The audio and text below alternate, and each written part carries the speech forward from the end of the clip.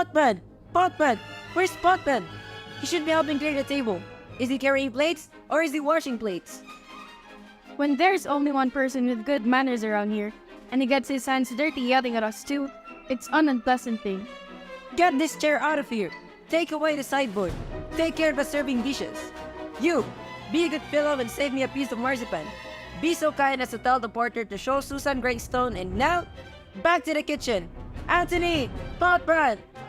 Yep, we're here and ready. I've been looking for you and calling for you, and you've needed now in the great hall. We can't be in the kitchen and the dining room at the same time. Keep smiling, boys. Let's be quick, and may the winner take all, as they say.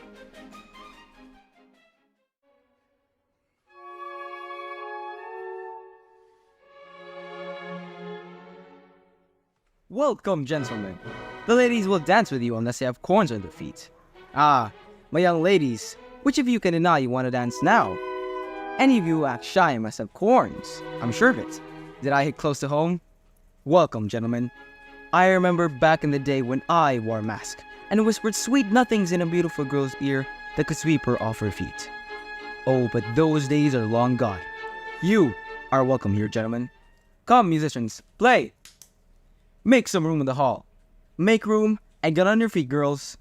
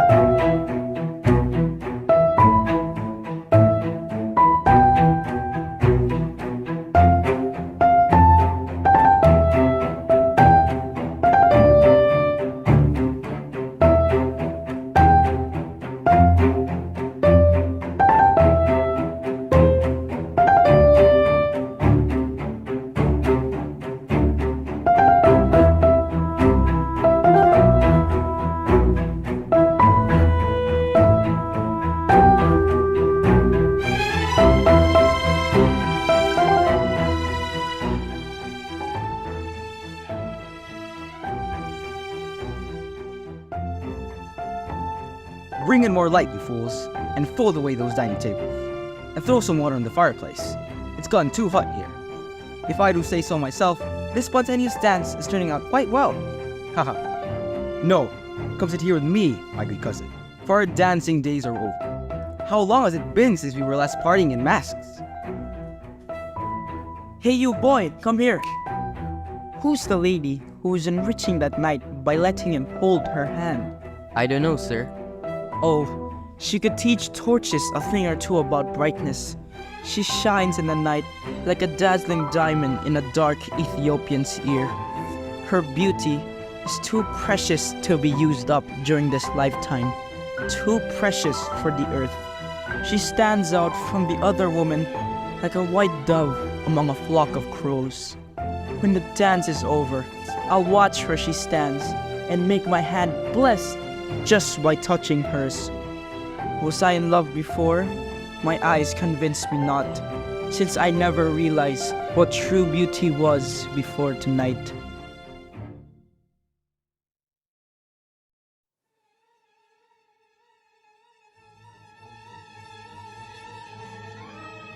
This sounds like the voice of a Montague. Go get my sword, boy. How dare he come to our party disguised in a mask to sneer at us? With the honor of my Capulet ancestors, I say that striking him dead would be no sin. My nephew, what's going on? Why are you sounding so angrily? Oh, that is a Montague, our enemy, who's come to our party out of spite so he can mock our festivities. It's your Romeo, isn't it? That's him, that bastard Romeo. Calm down to him, nephew. Leave him alone. He's behaving quite properly. And honestly, everyone in Verona says he's a nice, well-mannered boy. I will not have him restrained in my house, not for the wealth of the whole town. So be patient, and don't pay any attention to him. That's what I want. So if you respect my decisions, you should put on a smile and quit frowning, which is not an appropriate look for a feast anyway. It is appropriate to know the guest is a phone. I won't tolerate it. You will indeed tolerate him. Listen, young man, I say he will be tolerated. Go on. Am I the master of this house or you? Not Florido. God, help me. You wanna cut the scene? You wanna make a commotion like a cock in the hen house? You wanna show that you're the man? One, it's this great no, go on. You're innocent little boy. So you think it's a disgrace indeed? Well, this foolishness of yours may disgust you, and I know that. So you have to contradict me, do you? Good heavens, aside from the dancing, what's said, my dears? You're acting so conceited. You can go. Be quiet once, or we're late. I'll shut you up. Oh, how marvelous, my dears. Being forced to be quiet while I'm this angry makes my blood boil. I can't do anything about it now. But Romeo's intrusion to our party will turn my polite son into bitterness.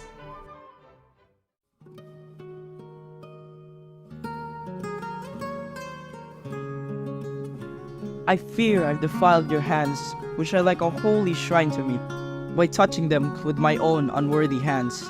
But I have an agreeable way to make it up to you. My lips are ready to smooth over that rough touch with a tender kiss, like two devoted pilgrims before a holy place. Good worshipper, you're too harsh on your own hand, as it shows a perfectly polite devotion by holding mine. After all, pilgrims touch the hands of saints, and the hands kiss when the palms are brought together. Yes, but don't the saints and the worshippers have lips too? Yes, pilgrim, lips that they should use for prayer. Well then, dear saint, let our lips do what our hands are doing. They're praying for something after all. A kiss, so their faith doesn't turn into despair. Madame? Madame? Madam, your mother wants a word with you. Who is her mother? Heavens, young man, her mother is the lady of this house, and a good, wise, and virtuous lady she is. I nursed her daughter, who you were just talking to. I'll tell you, whoever lands her will be rolling in the dough. Don't tell me she's a Capulet. What fate!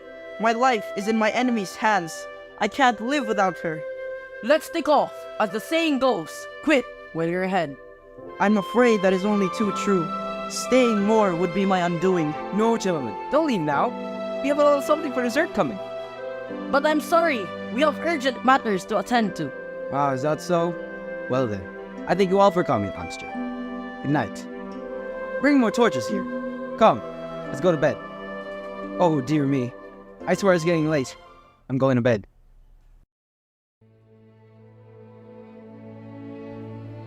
Come here, nurse. Who's that gentleman over there? That's old Tiberio's son and heir. And who's that just now going out the door? Bless me, I think that's young Petruchio. And who's that following him? The one who would not dance all evening? I don't know. Go find out his name. If he's already married, I likely go to my grave an old maid rather than marry anyone else. His name is Romeo, and he's a Montague. In fact, he's the only son of the Lord Montague, your great enemy. The only love I've ever known comes from the only thing I hate. I met him too early, before I knew who he was, and I found out who he was too late. What a terrible way for me to fall in love for the first time, with a hated enemy. What's this? What did you say? Oh, just a rhyme I learned from someone I was dancing with. Juliet. We're coming. Come, let's go. All the guests have gone.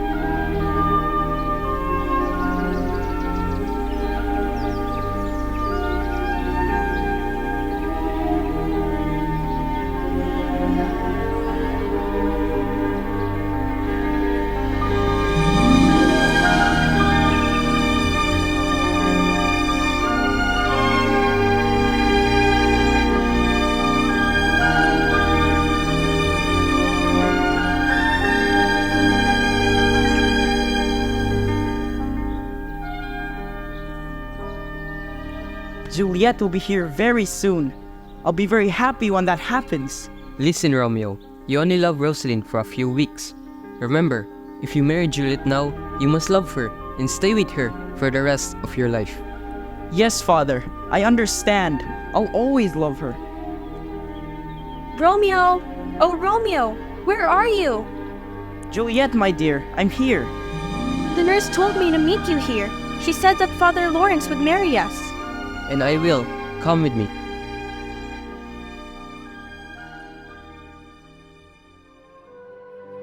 I am so excited! Romeo is going to be with me tonight.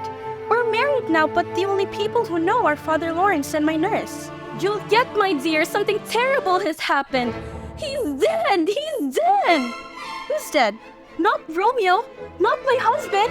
No, Tybalt is dead! Oh no, my cousin Tybalt! How did he die? There was a fight and Romeo killed him! It can't be true!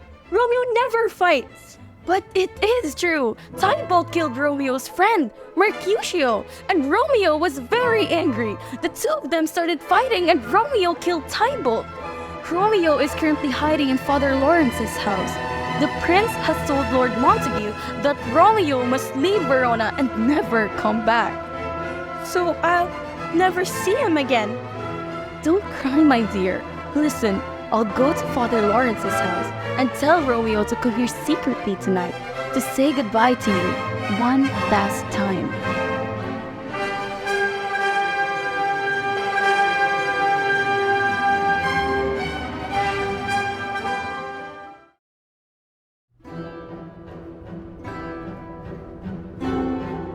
Paris, my daughter is very unhappy. Cousin Tybalt died this morning. Lord Montague's son killed him. That bastard son killed him! Well, listen. I've just thought of something. I want Juliet to forget about Tybalt's death. And I think that she'll be happy when she marries. I know that you love Juliet and that you would like to marry her. But the two of you must marry as soon as possible. And may you know, Paris, what day is it today? It's Monday night, sir. Right. The wedding will be on Thursday. Go and tell Juliet what I've decided, my dear. You must hurry. And don't forget, Paris, the wedding will be in 3 days.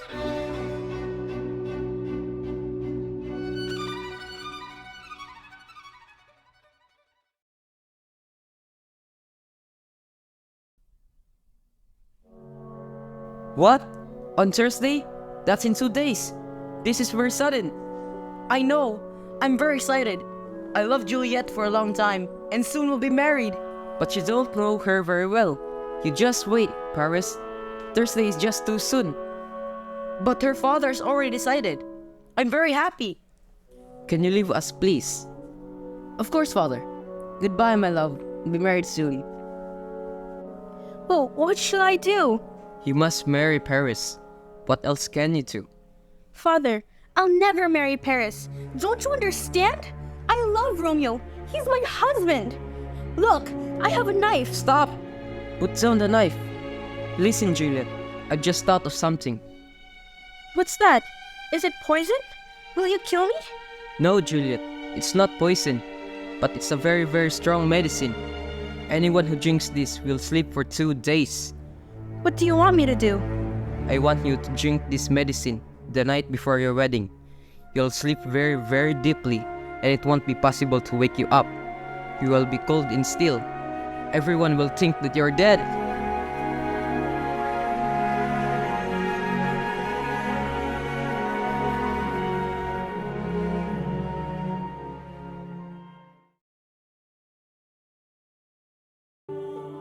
You look beautiful, my dear. She sure does. Now, you must go to bed, Juliet. It's very late, and you need to rest. Good night. They think that I'm going to marry Paris tomorrow, but they're wrong.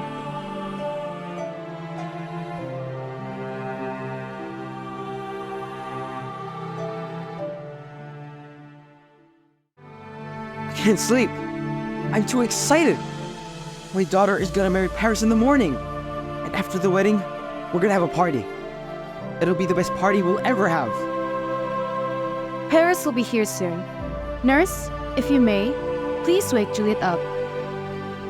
I can hear music. Harris is coming. With his musicians.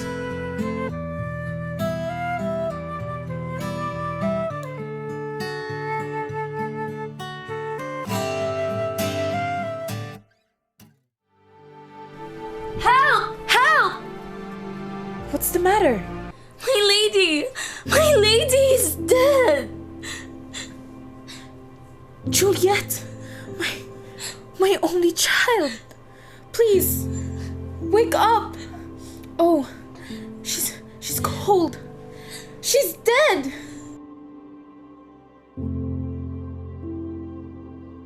I've come here to take Juliet to church. Juliet? Dead? This is the worst day of my life. Carry her to the church. We will put her in a family's tomb. Next to her cousin, put flowers on her body.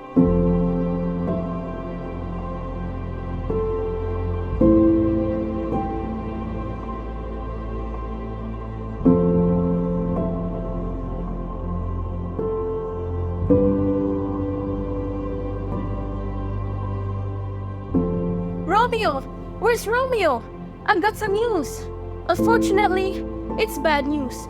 I'm afraid Juliet is dead. I saw them put her body in the cavalier's tomb yesterday. What? I must go back. I must find out what happened. Wait, my lord, don't go back yet. Wait until Father Lawrence sends some news. No, I'm going to Verona now. Leave me alone. I'm going to see Juliet once more, and then I'm going to join her. I need some poison. Where can I find some poison? I remember seeing a shop near here. Where was it? Ah, here it is.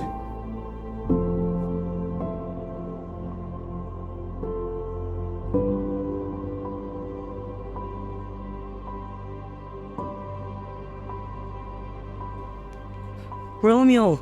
Romeo! Where's Romeo? I've got a message for him. It's from Father Lawrence. He said that the message was very important. Romeo! Romeo! Where are you, Romeo?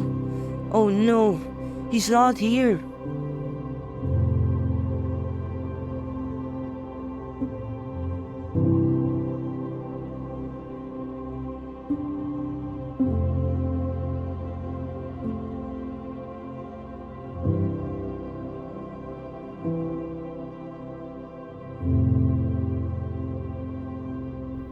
Oh, Juliet, I must see your sweet face again.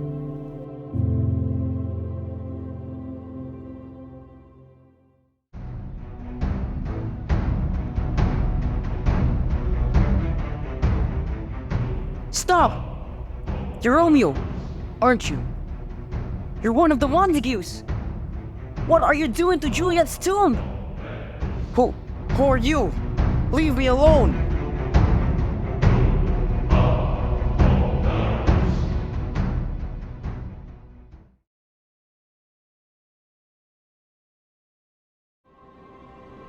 Juliet, my love, my wife, you are dead, but you are still very, very beautiful.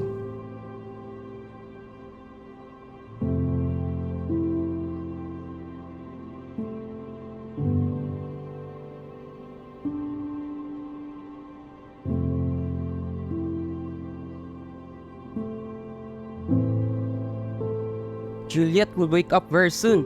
Where's Romeo? Father John took a message to him, and the message told him to meet me here. Romeo! The door's open. What's happened? Father Lawrence, it's so good to see you. Where's Romeo? Juliet, something terrible's happened. Romeo is lying next to you, but he's dead. Quickly, get out of the tomb and come with me. If anyone finds us here, there will be trouble. No, Father. I want to be with Romeo. Romeo, my love, what's happened? He's killed himself. Well, I'm going to die too. I can't live without him. I am not afraid of death.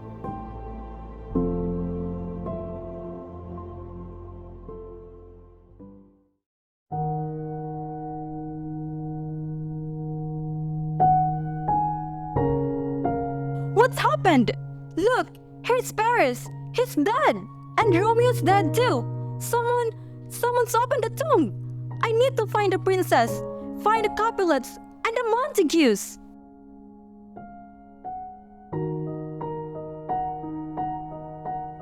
Romeo and Juliet? Dead? Father Lawrence, do you know anything about this? Just a few days ago, Romeo married Juliet. I married them secretly because the Capulets and Montagues are enemies. Juliet didn't want to marry Paris, so I told her to take some special medicine. She wasn't dead, she was asleep. I wanted to send message to Romeo in Mantua, but he didn't get the message, and they have both killed themselves. Lord Capulet, Lord Montague, come here. This has happened because you are enemies. Romeo, Juliet, Paris, Mercutio, and Tybalt are all dead. Your Highness, our arguments are finished. We're friends now, and we will never, ever fight again. We'll build a statue for Romeo and Juliet. It will be made out of shimmering gold. No one, and I mean no one, will ever forget them.